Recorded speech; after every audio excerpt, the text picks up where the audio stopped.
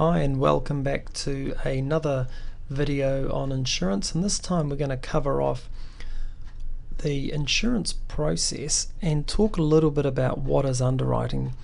It's a common question we get asked all the time, is why does it take so long to get my insurance approved? Well, there's a reason, and I'm going to explain to you both how underwriting works, and I'm also going to cover off for you the reason why it takes so long. So let's just go back and just kind of step back a little bit in history and look at where underwriting came from. I'm not going to spend a lot of time on this, but back in the 17th century, when all the shipping merchants would all be in the dockyards getting ready to go out to shore, all these underwriters here would get together and kind of look at the ship that's going out and saying, well, is this guy going to be a high risk? Which path is he taking? What cargo's he got on board? No different than the questions that they ask today.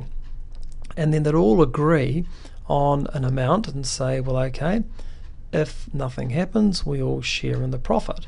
But if something does, well, then we've got a contract here that we've all agreed we've got to pay out proportionally. And so they'd have a contract, and this is actually a copy of an original one, what it would look like, and then they'd all sign the bottom or the underneath of the contract, and that's where the term underwriting came from. So that's what they did in the history, and so what do they do today? So when you receive a quote for insurance, particularly risk insurance, that's life, income protection, trauma, health, you'll obviously you'll get a quote, or if you go online, you'll find a quote or compare a quote. Now, once that's you're happy with it, well then you would then apply. Now, when you apply, there's an application form, and they'll ask you a whole series of questions. And then that application form goes to the insurance company. Now, once the insurance company receives it, depending on what you've put in your application form will depend on what they do next. They could call for what's called your notes or your meds or your medical notes.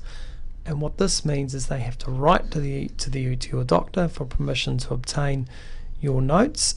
And when you sign the application form, you actually give authority for the insurance company to do that.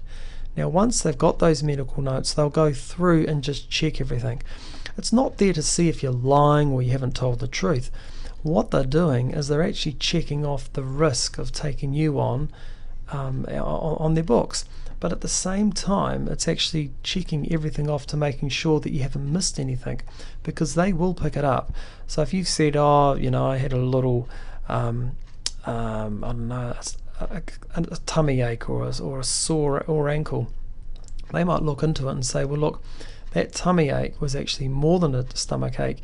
You've actually had, for a female, massive period pains, which has caused another problem. And we noticed that 7-8 years ago, you actually had a minor surgery for that. And quite often the client will go, oh, that's right, I completely forgot about that. Now, that might not mean anything to you, but it definitely means something to an insurance company, because they're taking you on as a risk. That you're actually selling yourself to them, and they're saying, if you pay us consideration per month, we'll accept you as a risk for the nominated risk amount that you want. Just very, the same as the shipping merchants did. And then once that's done, then what happens is they'll come back with an offer of terms. So it's a bit like all the guys getting around the table and saying, yeah, okay, we'll agree on a fee and we'll accept the offer of terms or accept the risk for this amount. Now, what's important to note here is that what's different is the offer of terms will be in relation to your health. So it will come back and it might have an exclusion. So there's a number of things they'll come back with. So if you get an exclusion, it could be for that health issue you had with your stomach, which could be something to do with your like a sore ankle or a back or anything, and they'll put an exclusion in, and it'll be very specific about why they've excluded it and what's excluded. Now, what happens is then you could also be just accepted with no exclusions.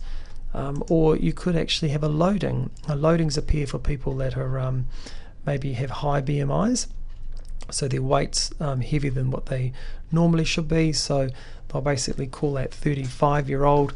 They'll insure them as if they were maybe a 48-year-old, because the heavier you are, the longevity in your life is going to be shorter. So that's risk. Or you may in fact get declined. and they'll say we don't want you, and that happens a lot. So these are the kind of the 4 outcomes, but the point I'm trying to get across here is this is where an advisor comes in. They will sit here and they will act on your behalf, and they'll try and get these exclusions either limited to, say, for 1 year with a review, and then it's removed, because you don't want these exclusions hanging around on a policy if they don't need to be. And then if you've got a loading, they'll try and get them removed or actually try and get them lowered. So these are all the things that a broker does or an advisor does before you even receive your offer of terms. And once the offer of terms comes through, they'll actually walk you through them and tell you what's acceptable and what's not. So I hope you found that video of interest. I certainly found the history of underwriting quite interesting. But if you've got any questions relating to this video or anything else you may have, feel free to call us on 0800 500 510. Thank you very much.